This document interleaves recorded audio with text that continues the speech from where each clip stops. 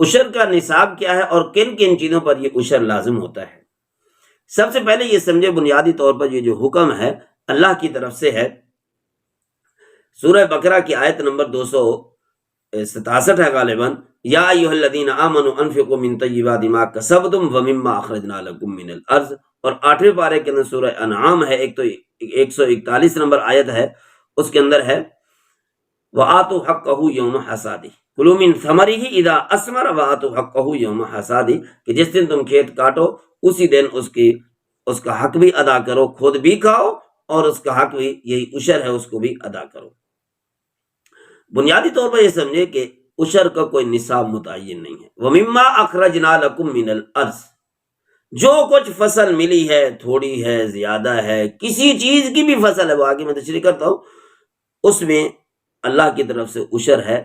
صرف۔ اور یہ عشر جو ہے زکوٰۃ کی ایک قسم ہے، ایک کیٹیگری ہے، ورنہ قرآن کے اندر زکوٰۃ کا بھی حکم ہے، چاہے اس کا تعلق مال کے ساتھ ہو، کاروبار کے ساتھ ہو، چاہے اس کا کھیت کے ساتھ ہو، چاہے اس کا بھیڑ بکریوں کے ساتھ ہو، چاہے اس کا بھینسوں کے ساتھ ہو، گایوں کے ساتھ ہو، بہرحال جو بھی حصہ نکالنا اس کو ہم زکوٰۃ کہتے ہیں۔ البتہ عشر جو ہے اس زکوٰۃ کی ایک کیٹیگری ہے جس کا تعلق کاشتکاری اور فصل کے ساتھ ہے،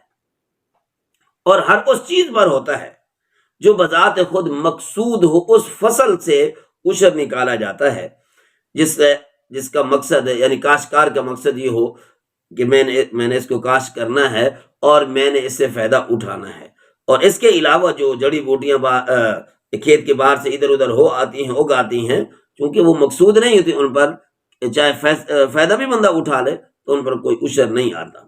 اس کے اندر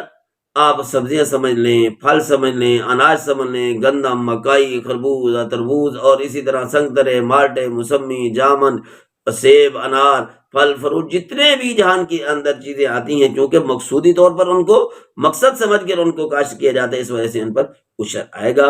اور کوئی حد کم از کم بھی متعین نہیں، جتنی بھی ہے، چاہے وہ آپ گھاس ہی کیوں نہیں کاشت کر رہے، اس پر بھی زکوٰۃ ہوگی۔ چونکہ بھوسا ہمارے معاشرے کے اندر عام طور پر مقصد نہیں تو مقصد گندم ہوتا ہے، بھوسا ہمیں یوں سمجھے کہ وہ ایک وافر مقدار میں مل جاتا ہے، اس لیے اس پر زکوٰۃ نہیں ہوتی۔ ہاں اگر کسی آدمی کا ٹال ہے بھوسے اور توڑی کا، تو پھر اس کا مقصد، چونکہ گندم کاشت کرنے کا مقصد دونوں چیزیں ہوتی ہیں کہ گندم بھی ہوتی ہے اور توڑی بھی ہوتی ہے، تو پھر ایسے شخص پر توڑی پر بھی زکوٰۃ یعنی عشر ہوگا۔ باقی فرق صرف اتنا ہے کہ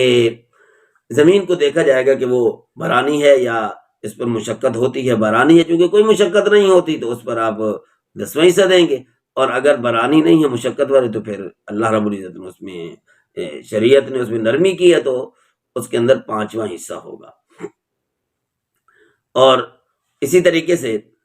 خرچہ اس میں سے منہا نہیں کیا جائے گا، کیونکہ خرچے کی وجہ سے ہی، مشقت کی وجہ سے، چاہے وہ مشقت پیسے کی ہو، چاہے وہ مشقت جانی ہو، چاہے وہ مالی ہو، اس کا تعلق کسی بھی مشقت کے ساتھ ہو، تو اس کا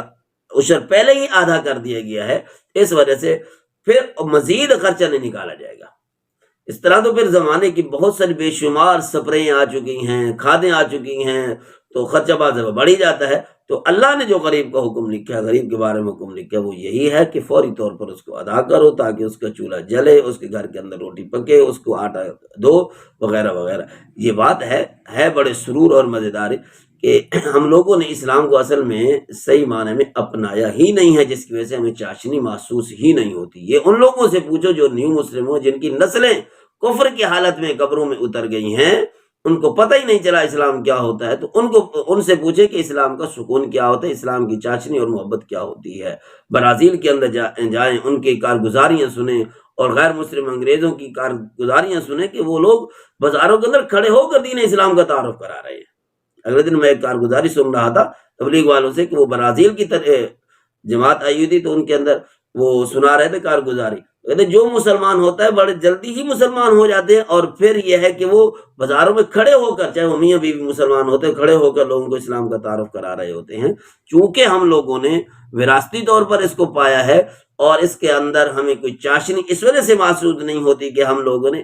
اس کے اوپر ہمارا کچھ خرچ نہیں ہو، نہ جان لگی نہ مال لگا، اس وجہ سے ان چیزوں کا احساس رکھنا چاہیے کہ اللہ کا جو حکم ہے اس کو بھرپور طریقے سے اور چاہت کے ساتھ ادا کرنا چاہیے. بہرحال خرچہ نہیں نکالا جائے گا، نہ مزیرے کا خرچہ ہوگا، نہ ہی اس کے اندر کٹائی کا خرچہ ہوگا، نہ گہائی کا خرچہ ہوگا، اور نہ ہی کھاد سبرے کا خرچہ نکالا جائے گا. مجموعی طور پر مثال کے 60 من نکلتی ہے، 70 من نکلتی ہے، پہلے مزدور 60 من کے حساب سے 70 من کے حساب سے 10واں حصہ نکالے. لیکن اگر جو ہمارا پنجاب کا علاقہ چونکہ وہاں پر مشقت والا پانی ہوتا ہے، اس کے اندر محنت خرچ ہوتی ہے، محنت لگتی ہے، تو وہاں پر 20واں حصہ ہوگا. 5واں حصہ اس میں سے 5% اس میں سے ادا کریں، پھر جو اپنی ضروریات ہیں گھر کے لیے رکھیں، اس کو بیچیں. اور یہ چیز اللہ کا حکم ہے، اس کو ادا کرنا ہمارے لیے ضروری ہے. اور یہ بھی لازمی سمجھتے ہیں کہ جو زکوٰۃ کے ادا کرنے پر فضائل ہیں، عشر کے ادا کرنے پر بھی وہی ملیں گے. جو زکوٰۃ نہ ادا کرنے پر وعیدی ہیں، وہی سارے عشر نہ ادا کرنے پر بھی وعید ہوتی ہیں. اب اس کا عقلی طور پر دیکھ لیں کہ ہم لوگوں نے ہمارا کسان جو ہوتا ہے اس نے عشر دینا بند کیا ہے، تو کتنی کھادیں اور سبریں وہ دیتا ہے. تو پھر ورنہ اللہ پاک کو کیا ضرورت ہے انسان کو کھیت دے لیکن وہ کیلوں کے ذریعے مار کے دے. یہ ہماری اپنی غلطی ہیں، ہماری اپنی کوتاہیاں ہیں کہ کیلوں کی نظر کر لیتے ہیں لیکن ہم لوگ سیدھے ہاتھ سے دیتے ہیں. ایک بزرگ جو فوت ہو گئے وہ بڑے عجیب سا کہتے، کسی کا جملہ نقل کے کہتے تو وہ تو مجھے یاد نہیں ہے، تو کہتے تھے کہ کسان ساری رات پانی لگائے وہ اس کو برداشت ہے،